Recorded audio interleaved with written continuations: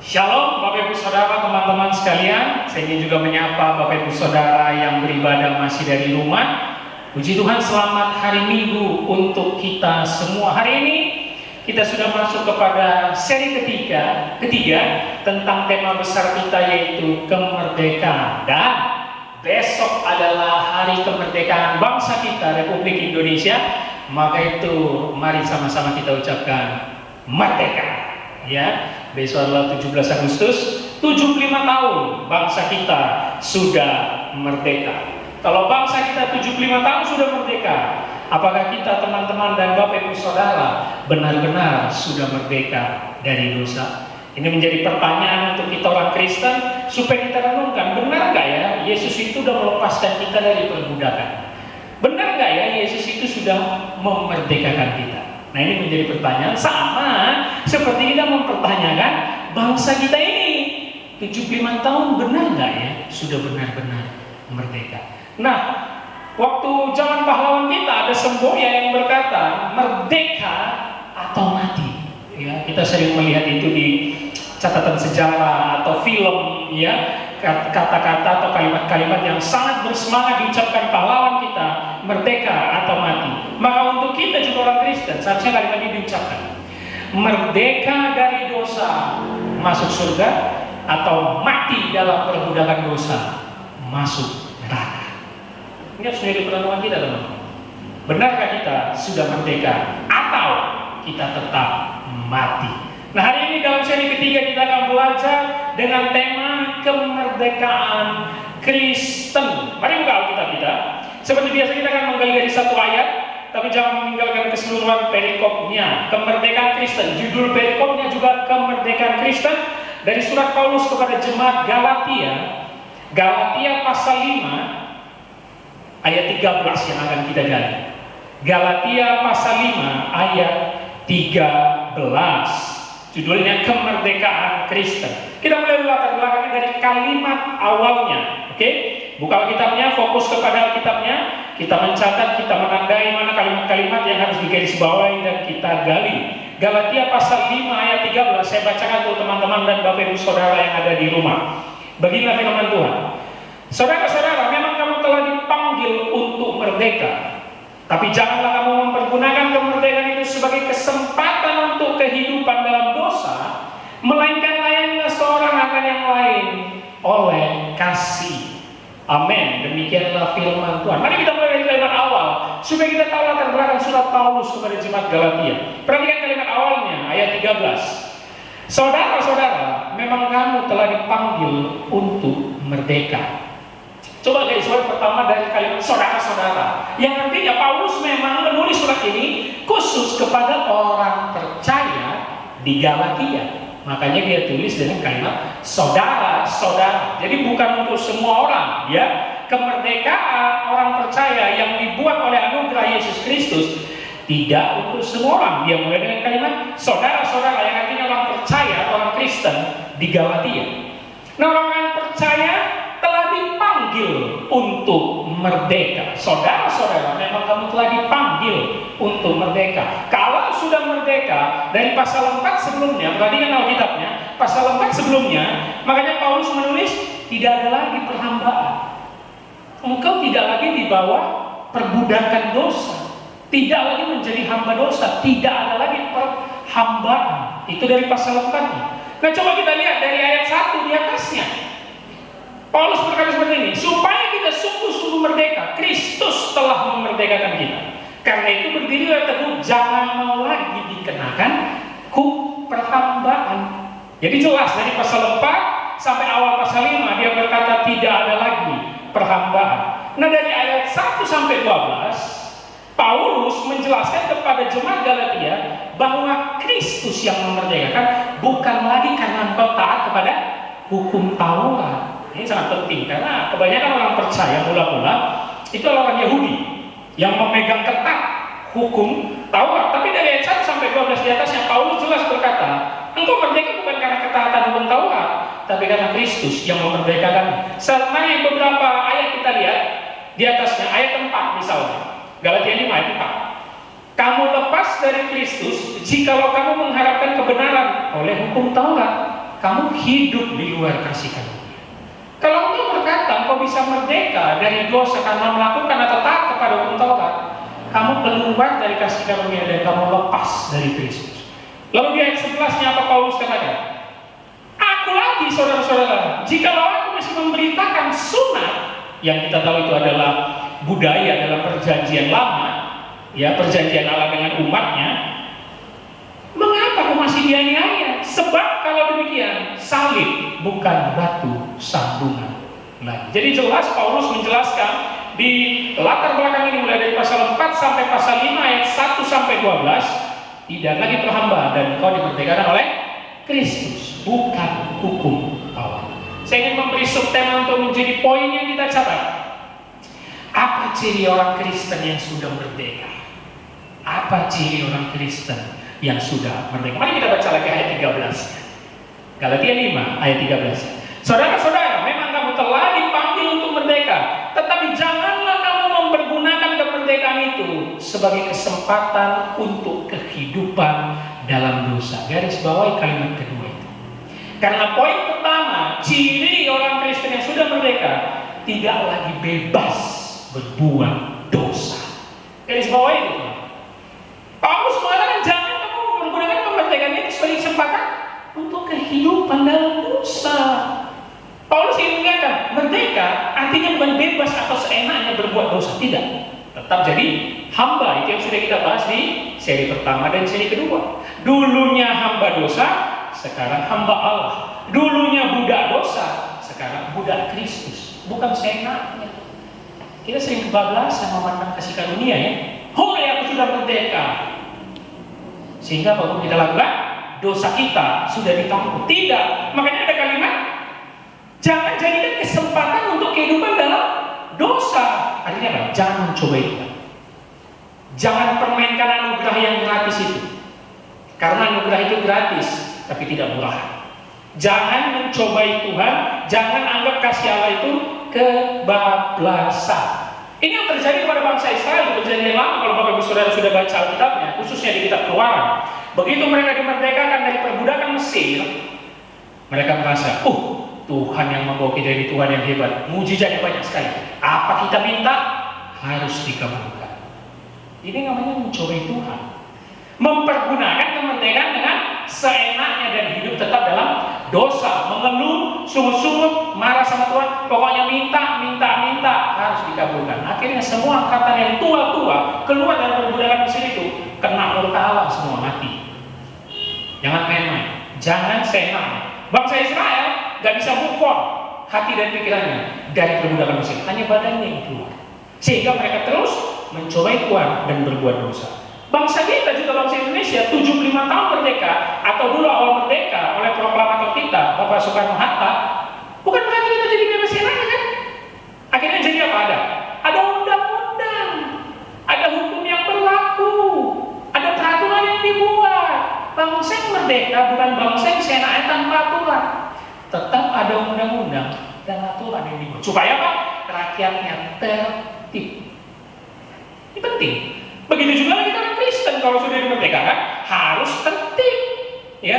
Karena banyak sekali orang Kristen menganggap sepele penebusan Yesus. Ini yang kita tahu ini. Dosa kita dulu, sekarang, bahkan yang belum terjadi sudah ditanggung di kayu salib 2000 tahun lalu. Ini yang dikenal dengan gerakan apa? Hyper grace. Oleh karena itu Bapak Ibu, buat dosa pun kita sekarang, no problem. Darah Yesus sudah menyucikan itu semua sampai kita mati. Oh tidak ada teologi seperti itu. Tidak. Kalau engkau sudah merdeka, engkau bukan seenaknya berbuat dosa. Orang Kristen bukan kebal terhadap dosa. Enggak, kita tetap bisa jatuh ke dalam dosa. Maka itu Paulus menjelaskan maksudnya di ayat 16 bawahnya. Perhatikan lagi Alkitabnya teman-teman. Ayat 16 apa dibilangnya? Maksudku ialah hiduplah oleh Roh, maka kamu tidak menuruti keinginan daging. Itu ciri orang merdeka. Hidup oleh Roh, tidak bebas lagi berbuat dosa. Itu poin pertama. Jangan menuruti keinginan daging. Apa keinginan daging dan roh, dibawanya lagi lihat. Ayat 19 sampai 23 dijelaskan Paulus secara detail. Perbuatan daging itu percabulan, perselisihan, hawa nafsu, penyembahan berhala, pesta pora, kemabukan, kedengkian. Jangan lagi seperti itu. Itu gaya hidup lama. Tapi buah roh adalah, ingat itu buah. Satu, bukan buah-buah. Ya, buah roh, kasih, sukacita, damai sejahtera, kesabaran, kebaikan, kesetiaan, kelemah lembutan, penguasaan diri. Itu tanda orang merdeka. Jangan lagi seenaknya berbuat dosa. Makanya dia dibawa lagi ayat 24. Perhatikan ayat 24. Barang siapa menjadi milik Kristus Yesus, yang artinya sudah dimerdekakan oleh Yesus, ia telah menyalibkan daging dengan segala hawa nafsu dan keinginan. Ini menjadi peperangan kita terus menerus. Kalau peperangan pahlawan kita sudah berhenti 75 tahun lalu untuk menyatakan Indonesia merdeka, tapi untuk roh kita sangat sulit berperang setiap hari sampai kita mati. Berperang dengan roh-roh kedagingan kita ini. Daging kita ini selalu pengen minta yang enak-enak berbuat dosa kan? Kita berperang. Kita tunjukkan kita memiliki buah roh. Makanya saya selalu katakan kepada banyak jemaat dan teman-teman, jangan Senin sampai Sabtu seenaknya hidup tanpa aturan, buat dosa, Minggu minta ampun. Itu Kristen main-main namanya. Itu main-main namanya. Jangan Minggu ketuhanan, Senin sampai Sabtu kesetanan. Ya, hati-hati kita. Jangan seperti itu kita menganggap ya udahlah rohani itu hari Minggu aja. Ya udahlah pelayanan itu hari Minggu aja udahlah. Yang penting Senin sampai Sabtu cari duit, bikin dosa, pergaulan suka-suka, nanti Minggu mengaku dosa. Kenapa? Bapa kita Bapa yang kasih, yang akan mengampuni dosa. Itu kau menyalahgunakan kemerdekaan. Makanya ada yang bilang apa? Kristen tomat itu. Tobat, kumat, tobat, kumat, tobat, kumat. Enggak apa-apa lah. Sekali-sekali kita mabok, sekali-sekali kita merokok, sekali-sekali kita narkoba, sekali-sekali kita berzina, enggak apa-apa. Kenapa? Tuhan Maha Pengampun. Waduh, itu bahaya sekali. Makanya baca Alkitab yang seperti kita sudah bahas untuk Allah ya, beberapa bulan lalu dalam seri kita. Nadab, Abihu, anak Harun, ada Uza juga, ada Ananias dan Safira, kena berkala mati. Jangan main-main. Jangan mempergunakan kemerdekaan untuk bebas berbuat dosa. Karena sebenarnya kalau kita menjadi orang yang seperti itu, senang-senang saja Senin sampai Sabtu, Minggu baru rohani, kita sedang mencobai Tuhan. Tanpa kita sadari, Tuhan itu udah kayak babu kita. Benar ya? Udah kayak babu kita. Senin sampai Sabtu kau bekerja mati-matian. Doa nggak pernah, baca Alkitab nggak pernah, diajak pelayanan nggak pernah mau. Minggu engkau minta semua pekerjaanmu diberkati. Ini kan aneh nih, orang Kristen aneh nih. Ke Tuhan yang nggak pernah mau, Senin sampai Sabtu mikirnya duit kerja, datang ke gereja minta supaya pekerjaannya diberkati. Jangan. Itu kok namanya mencobai Tuhan. Mungkin kita juga dulu pernah gitu di masa muda kita ya. Saya juga dulu pernah itu.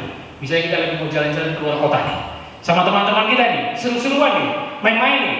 Kalau di Medan tuh ke Brastagi lah, ya kan? Atau ke Parapat, Danau Toba. Kalau Jakarta itu ke Puncak lah, ya kan? Itu weekend aja, pulang hari langsung kan? Tapi sebelum berangkat kita udah punya niat yang aneh-aneh. Wih, sana kita nanti main judi. Ya, taruhan kecil. Nih, aku ada bawa minuman keras 3 botol. Kita kan namanya daerah muda senang ya, yang dulu gitu-gitu ya. Kumpul sama teman, mabok-mabokan, minum-minum ya. Tahu nggak yang aneh apa? Berdoa kita sebelum berangkat. Kita ini kalau perjalanan jauh berdoa kan, karena kita takut kan. Apalagi perjalanan menuju puncak misalnya di Jakarta ini, lika-likunya sulit. Wah, kalau di Brastagi atau Parapat lagi, itu pinggir-pinggir tuh jurang gitu. Jadi supirnya juga kadang ketakutan. Berdoa kita semua. Yang bawa doa, yang paling bandel pula itu. Yang sering paling mabuk, narkoba, dia yang bawa doa. Tuhan, berkati perjalanan kami. Kami mau menuju puncak. Amin. Kita ngapain menuju puncak? Mabuk-mabukan, main-main, main judi. Tapi minta diberkati. Luar biasa orang Kristen. Seenaknya kita mencobai Tuhan. Jangan. Poin pertama, ciri orang Kristen yang merdeka tidak lagi bebas berbuat dosa. Amin ya. Tidak lagi bebas berbuat dosa. Yuk kita sadari diri kita. Perlahan demi perlahan kita melakukan peperangan rohani untuk melawan kedagingan kita supaya kita menunjukkan buah roh kita. Jangan mencobai Tuhan. Jangan mencobai Tuhan. Jangan mempergunakan kemerdekaan dengan senang. Mari kita lihat poin kedua. Kita perhatikan ayat 13. Saudara-saudara, memang kamu telah dipanggil untuk merdeka, tapi janganlah kamu mempergunakan kemerdekaan itu sebagai kesempatan untuk kehidupan dalam dosa. Perhatikan kalimat terakhirnya. Melainkan layanilah seorang akan yang lain oleh kasih. Poin kedua, simpel saja. Apa ciri orang Kristen yang sudah dimerdekakan? Apa makna kemerdekaan Kristen? Melayani dan mengasihi sesama. Garis bawahi kalimat tadi. Melainkan layanilah seorang akan yang lain oleh kasih. Kita perhatikan ada kata penting dari kalimat ini. Pertama, layanilah. Kenapa Paulus bilang kepada jemaat Galatia, layanilah? Ingat, status kita adalah hamba. Hamba itu tugasnya melayani. Nah ini nih, makanya orang Kristen nggak boleh sombong. Orang Kristen nggak ada strata aku lebih tinggi, kalau lebih bawah. Enggak. Semua melayani karena kita hamba Allah. Tugas utama seorang hamba atau budak melayani. Makanya Paulus bilang, melainkan layanilah.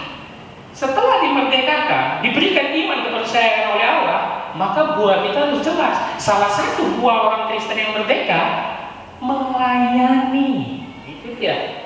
Melayani majikan kita Tuhan Yesus dan melayani sesama kita nih teman-teman manusia. Itu hukum terutama dan utama. Kasihlah Tuhan Allahmu dengan segenap hatimu, jiwamu, dan akal budimu, dan kasihlah sesamamu manusia seperti mengasihi sesama dirimu sendiri. Kan itu hukum terutama dan utama. Nah, lalu perhatikan kata apa berikut. Layanilah seorang akan lain oleh kasih. Garis bawahi kata kasih. Tadi garis bawahi kata layanilah, sekarang garis bawahi kata kasih. Kenapa ini penting? Kalau budak biasanya melayani karena memang perintah dari tuannya, atau karena keterpaksaan, atau karena dia ingin sesuatu, atau karena dia ingin bayar utang, karena dia juga tawaran perang, makanya dia wajib melayani, atau dia berada di bawah penjajahan, dia wajib melayani. Jadi seakan-akan budak pada zaman itu melayani dengan keterpaksaan. Tapi kalau orang percaya sudah merdeka, Paulus jelas katakan, layanilah seorang akan lain oleh kasih. Kita budak, kita hamba melayani bukan karena keterpaksaan, karena kasih. Kenapa karena kasih? Karena kita melayani Tuhan yang penuh kasih. Kalau engkau hambanya, engkau juga harus melayani sesama dengan kasih. Melayani sesama harus dengan kasih Yesus Kristus. Karena terjemahan Yunaninya, kasih di sini adalah bukan phileo, kasih sesama, tapi agape, kasih tanpa batas, tanpa syarat. Kenapa? Karena Allah pun, Yesus pun memerdekakan kita tanpa syarat. Bukan karena engkau lebih baik, bukan karena engkau lebih kaya, bukan karena engkau lebih cantik atau ganteng, tanpa syarat. Dia memilih umatnya untuk dimerdekakan tanpa syarat. Maka engkau pun harus melayani dengan kasih agape tanpa syarat. Itu menjadi problematika yang berat dalam hidup orang Kristen. Maka coba perhatikan ayat selanjutnya, ayat 14. Setelah ayat yang kita gali 13, coba perhatikan ayat di bawahnya, ayat 14. Paulus katakan begini, sebab seluruh hukum Taurat tercakup dalam satu firman ini, yaitu apa? Kasihilah sesamamu manusia seperti dirimu sendiri. Sesudah engkau mengasihi Tuhan yang memerdekakan engkau dengan segenap hatimu, jiwamu, dan akal budimu, maka engkau harus mengasihi sesamamu manusia seperti apa? Mengasihi diri sendiri. Saya ingin tanya, mengasihi diri sendiri atau sesama duluan? Diri sendiri dulu, karena ada kalimatnya, kasihilah sesama manusia seperti dirimu sendiri. Kasihi dulu dirimu sendiri. Bagaimana engkau merawat dan memperhatikan diri? Detail kan? Bersih kan? Pengen yang selalu terbaik kan di dalam dirimu? Engkau mandi, membersihkan tubuh, engkau melihat wajahmu, perawatan, memakai baju terbaik, celana terbaik. Detail kan? Lakukan itu kepada orang lain. Berat ya? Beratlah. Enak aja dia aku perhatikan. Aku aja memperhatikan diriku susah. Gagal kau berarti mengasihi sama. Makanya harus mengasihi diri sendiri dulu. Apa kau rela sesamamu tidak pakai baju? Engkau membeli baju yang mahal. Kau gagal dalam mengasihi sama. Engkau belum orang merdeka. kau pengen selalu hidupmu yang terbaik. Perlakukan juga lah begitu dengan orang lain. Itu yang disebut kasih agape. Kenapa banyak orang sering berantem, banyak pasangan sering maki-maki, banyak suami istri sering maki-maki, konflik sampai mau cerai? Kenapa? Karena gagal mengasihi diri sendiri. Iya. Kenapa engkau berantem dengan rekan kantormu, rekan kuliahmu, sekolahmu? Karena engkau gagal mengasihi diri sendiri, sehingga kau nggak bisa mengasihi sesama. Ingat, dimulai dengan mengasihi diri sendiri. Itu hukum terutama kata Paulus. Makanya poin kedua, apa ciri orang Kristen yang dimerdekakan? Kristen yang dimerdekakan harus melayani dan mengasihi sesama. Layanilah karena kita hamba, karena kita budak, tapi bukan karena keterpaksaan kita pelayanan, dengan kasih, agape, kasih. Ya, makanya saya mau katakan ini. Seharusnya nggak ada orang Kristen, perhatikan ini, nggak ada orang Kristen yang akunya merdeka, yang akunya percaya Yesus menebus dia, kerjanya cuma gini nih, rumah, kantor, gereja, rumah, atau rumah, sekolah, kampus, rumah, gereja. Nggak ada. Kenapa? Harus melayani. Walaupun di kantor engkau bisa melayani, di sekolah engkau bisa melayani, di kampus engkau bisa melayani, tapi harus kau perluas pelayanan ke berbagai tempat. Jangan kita eksklusif gitu-gitu. Rumah kantor balik rumah, rumah kantor balik rumah, rumah kantor balik rumah. Nggak ada pekerjaan untuk Kristus kita lakukan. Makanya lihat pasal 6 apa? Pasal 6 apa? Jelas sekali Paulus menulisnya. Judul dari pasal 6 apa? Saling membantulah kamu. Itu bukti kau mengasihi sesama. Itu bukti kau tak hanya egois memikirkan dirimu sendiri, yang hanya memikirkan uang, kerja, rumah, uang, kerja, rumah, keluarga, uang, kerja, rumah, keluarga. Saling membantulah kamu. Perhatikan tuh pasal 6, kata Paulus. Saling membantulah kamu. Itu tandanya kau orang merdeka ya, melayani dengan kasih. Tapi saya mau katakan ya, melayani dengan kasih bukan hanya memberi sumbangan uang. Enggak. Jangan kita terpatok dengan uang, bukan. Apalagi pelayan Tuhan nih, yang melayani di mimbar ini, worship leader, majelis, pendeta. Jangan pikir hanya persembahan kasih, PK. Celaka gitu. Karena saya banyak sekali dengan cerita, ya pendeta membanding-bandingkan PK gereja satu dengan gereja lain. Mana PK-nya lebih besar, ke situ dia berangkat. Jangan, melayani Tuhan tidak seperti itu. Engkau ditebus dengan cuma-cuma, melayanilah dengan cuma-cuma. Jangan hitung-hitungan buat Tuhan. Ini menjadi dilema hamba Tuhan ya, benar ya? Apalagi kalau gereja itu jauh. Kita tahu PK-nya kecil, yang undang ini gerejanya dekat, besar pula, PK-nya besar. Mulai hitung-hitungan. Jangan. Kita dipilih tanpa syarat, kita dikasih tanpa syarat. Kita pun melayani harus dengan cuma-cuma. Ini menjadi dilema yang sangat berat. Ya. Ini menjadi problematika banyak hamba Tuhan dan gereja-gereja. Melayani bukan karena duit. Karena banyak sekali saya dengar di luar sana yang melayani di gereja itu pun, kalau nggak ada duit, minimal transport, nggak mau itu melayani. Itu kan kacau. Itu kacau. Ada nggak ongkos? Nggak ada. Tahu sudah. Berapa PK di gereja itu? Hitung-hitungan udah kayak bisnis di melayani. Di sini lebih banyak. Kan melayani dengan kasih, kata Paulus. Kenapa kita begitu? Pak Pendeta, kan ke gereja itu perlu ongkos. Loh, kamu kerja itu dapat gaji. Gajimu itu dari mana? Kau melakukan usaha, mau jual apapun dapat untung. Untungmu itu kalau nggak Tuhan berkati dari mana? Masa lagi hitung-hitungan buat Tuhan? Hitung-hitung ongkos, hitung-hitung gereja itu besar nggak kasih PK? Jangan yuk. Kita gereja perintisan loh, GKTI, gereja anak muda yang betul-betul mati-matian berkorban untuk Tuhan. Makanya ya, tahu apa kita? Pengorbanan. Dan betul-betul kita berkorban. Kenapa? Resesi ekonomi kita karena terjadi virus corona ini, semua kita susah. Pekerjaan susah, gaji ditunda, gaji telat, ada yang dipotong gaji, bahkan ada yang di PHK. Betul-betul kalau di tahun pengorbanan. Cocok sekali gereja kita ini memakai tema tahun pengorbanan. Kalau kau menyerah, kalau kau mengeluh, engkau belum orang merdeka. Karena engkau masih hitung-hitungan sama Tuhan. Nggak mau berkorban sama Tuhan. Jangan. Makanya gereja yang kita rintis, GKT ini, kita mulai dari apa? Alkitab. Untuk anak muda. Kenapa? Karena anak muda ini paling lama. Tak pernah mau kembali ke Alkitab. Maunya yang happy-happy aja. Jangan. Baru apa? Sosial. Itu yang dibuat kita yayasan kita. Yayasan Pondok Raja Daud. Kita membantu sesama. sama ya, walaupun seadanya. Dan gak rutin, kita gak rutin. Kalau memang kita perlu lagi ada rezeki, uang kas kita bantu sesama. Kemarin dari virus corona, kita bantu pengendara-pengendara online di luar sana. Kemarin kita sudah pernah bantu panti. Ada pelayanan untuk sesama. Jangan juga Alkitab terus. Jangan pintar model kita, pintar model teologi, tak ada kesini. Jangan. Paulus berkata di sini, melayani dengan kasih itu tanda kau Buddha Yesus Kristus. Dan kalau kita membaca Paulus sendiri, ya pribadinya Paulus, ini luar biasa. Dia sampai buat tenda untuk melanjutkan perjalanan naik kapal, memberitakan Injil. Buat tenda. Tapi jangan pula dia Paulus berbisnis. Tuh pendeta boleh kan kerja, tuh pendeta boleh berbisnis. Enak aja, kau baca Alkitabnya nggak jelas. Dia membuat tenda hanya untuk membiayai perjalanan dia dari satu kota ke kota.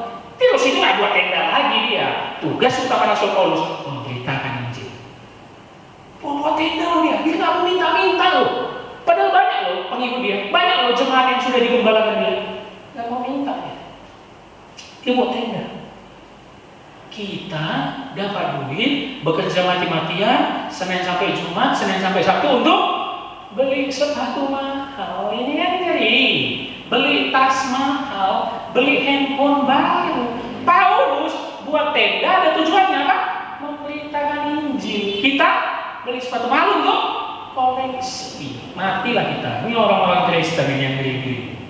Pergunakan uangmu, rezekimu, berkat dari Tuhan untuk memberitakan Injil. Saya nggak bilang harus nyumbang ke gereja, enggak.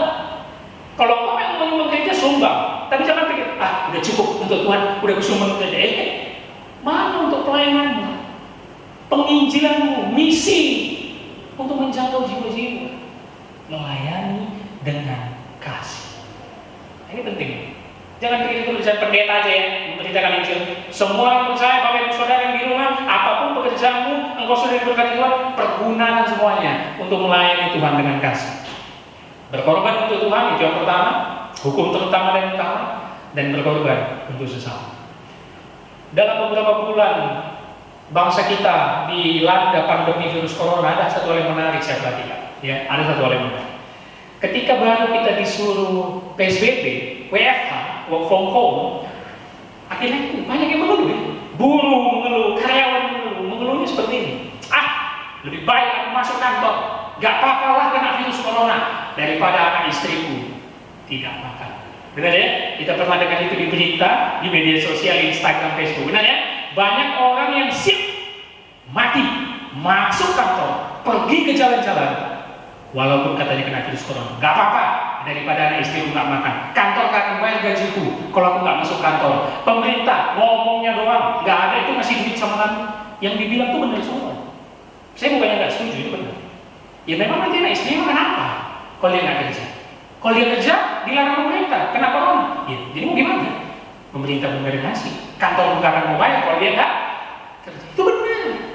Tapi saya ingin tangkapnya untuk hal rohani, teman-teman Bapak Ibu Saudara. Kalau untuk perut, untuk kebutuhan kita, untuk hal duniawi, kita mau loh bagaimana dia. Pernah mikir? Kenapa banyak orang berani mati-matian? Bahkan katanya kena virus corona atau nggak apa-apa, demi anak istrimu makan. Kenapa untuk Tuhan nggak berani kita gitu? Iya kan? Hujan dikit nggak gereja, flu sedikit nggak gereja, demam sedikit nggak gereja. Tapi kok flu coba 3 minggu pun flu tetap masuk kantor kok masih. Ini kan agak ngeri kita ini. Kenapa kita nggak berani berkorban mati-matian untuk Tuhan? Kalau kau tidak berkorban mati-matian untuk Tuhan, maka jangan harap kau bisa berkorban untuk sama. Karena itu harus pas untuk Tuhan dulu, baru untuk sama. Kalau kau selalu berkorban untuk sama, katanya banyak nyumbang panti, banyak nyumbang bantu orang susah, nggak berkorban untuk Tuhan, semua pengorbananmu palsu di mata Tuhan. Ini yang mau saya katakan. Maka itu kita harus melayani dengan kasih dan jangan lagi seenaknya berbuat dosa. Itu pesan Paulus kepada jemaat Galatia dan juga pesan kepada kita orang Kristen. Ciri orang Kristen yang sudah merdeka, tidak lagi bebas berbuat dosa, dan dia harus melayani dengan kasih, melayani sesama. Tetap kuat, merdeka atau mati. Amin.